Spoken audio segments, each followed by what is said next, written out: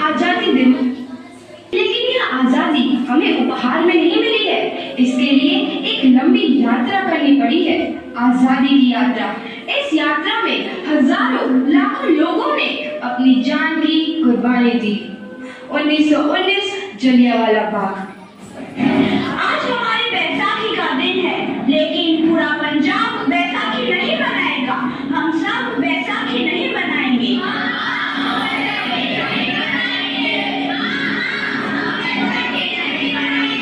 जब तक हम अंग्रेजों को भारत से बाहर नहीं निकाल देते, पूरा पंजाब बैसाखी नहीं मनाएगा। अच्छा, तो तुम सब हमारा विरोध करता है, भाग जाओ यहाँ से। इसका अंजाम बहुत ही बुरा होगा। हम नहीं जाएंगे, तुम लोग जाओगे। हमें नहीं, तुमको भारत से भागना होगा। Soldiers fire!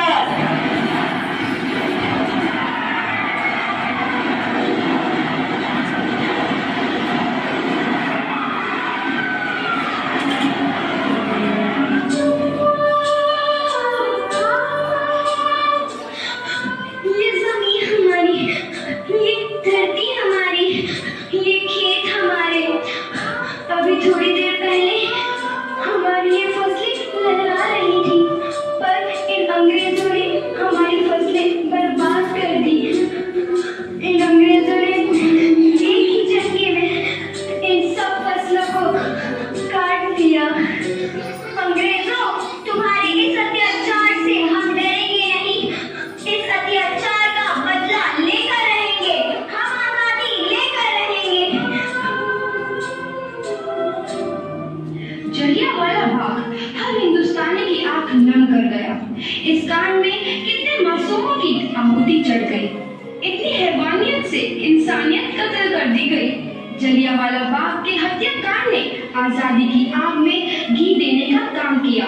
मासूम औरतों, बच्चों की दर्द भरी चीखें और सिसकियां इनकलाब का गूंज बनकर उभरी।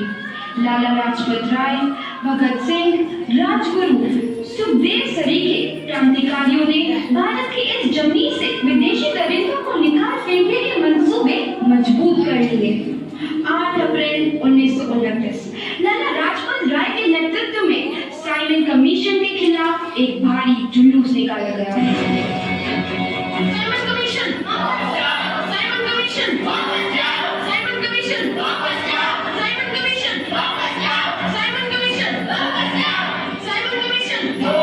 Simon commission, Simon commission, Simon commission. बेवकूफ इंडियंस, तुमको हमारी बात समझ में नहीं आती। Stop this! साइमन कमीशन नहीं मानता। अच्छा, स्टॉप दिस! लाला जी, आप आगे बढ़ो, हम आपके साथ हैं। लाला जी, संघर्ष करो, हम आपके साथ हैं। लाला जी, संघर्ष करो, हम आपके साथ हैं। लाठी चार्ज करो!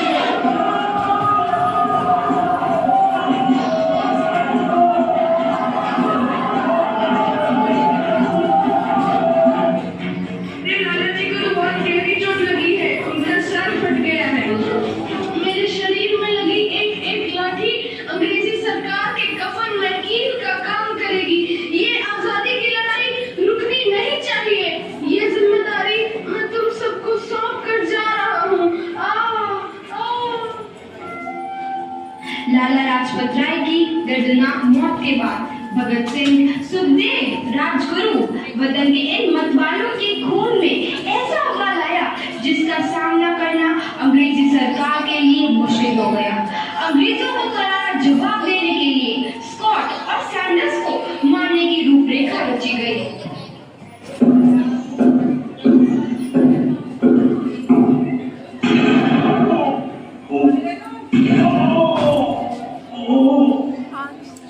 सैंडर्स मारा गया।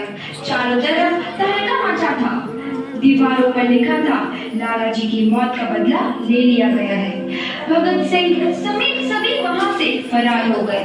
8 अप्रैल 1929 दिल्ली में ब्रिटिश सरकार की सेंट्रल लेजिस्लेटिव असेंबली की बैठक में 2 बम धमाके की आवाज सुनाई दी।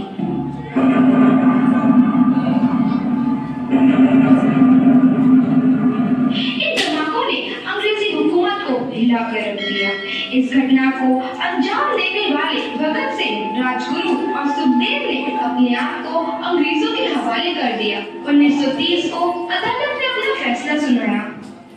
मुलजिम भगत सिंह, मुलजिम राजगुरु, मुलजिम सुखदेव को दफा 121 और दफा 302 के तहत ये अदालत तीनों को मुलजिम करार देती है और इस गुस्ताखी के लिए ये अदालत इन तीनों को सजाए मौत की सजा सुनाती है। सरफरोशी की तमन्ना अब हमारे दिल में है, देखना है जोर कितना बाजुए कातिल में है।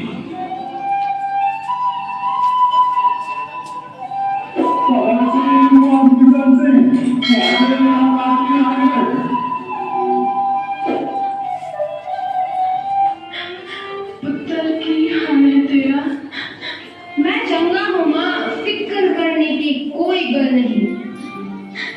पुत्र, मेरा दिल तेरी तरह पत्थर दिल नहीं होगा। तेरी ये गला सुन के मेरा कलेजा फटे जा रहा है। माँ, मेरा दिल कोई पत्थर जैसा नहीं है, एक वतन परस्त का दिल है जो मेरे देश प्रेम के जज्बे को ताकत देता है। बेटा, मेरा लाल। माँ, आज मेरी तपस्या पूरी होने जा रही है। जे तू रोई तो मैंने तकलीफ हुई या सोच, तेरा पुत्र आज शादी करने वास्ते जा रहा है। फर्क केवल इतना है, वो घोड़ी पर नहीं फांसी पर चढ़ने वास्ते जा रहा है। आज तू क्रांतिकारी की माँ है, कल तू एक शहीद की माँ होगी। माँ। पुत्र भगत, तू इतनी छोटी उम्र में हम सबको छोड़ के चला जाएगा। तूने जिंदगी में देखा ही क्या है पुत्र? मैंने अपनी माँ देखी है, जिसने मुझे एक ही बात बताई है कि बेटे, अपने देश के लिए एक बार मरना 100 बार जन्म लेने के बराबर होता है। अच्छा माँ, अब आशीर्वाद दे, आखिरी बार विदाई लेने का समय आ गया है। भगत,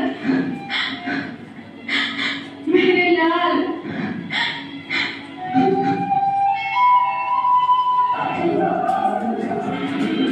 भगत सिंह, तुम्हारी कोई आखिरी ख्वाहिश? हमारे हाथ खोल दिए जाए। हम तीनों दोस्त एक दूसरे से गले मिलना चाहते हैं, उनके हाथ खोल दिए जाए।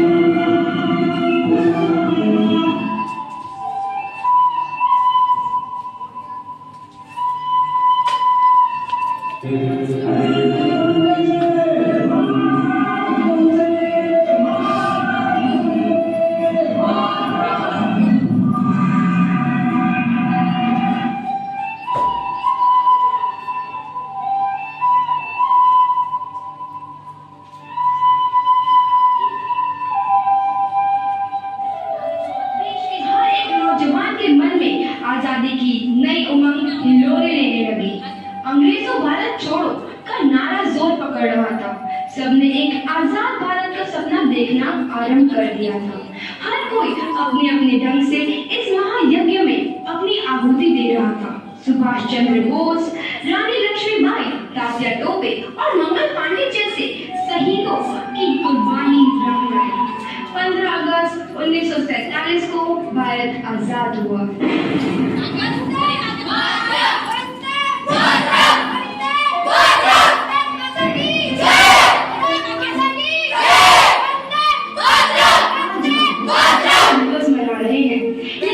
आजादी हमें उपहार में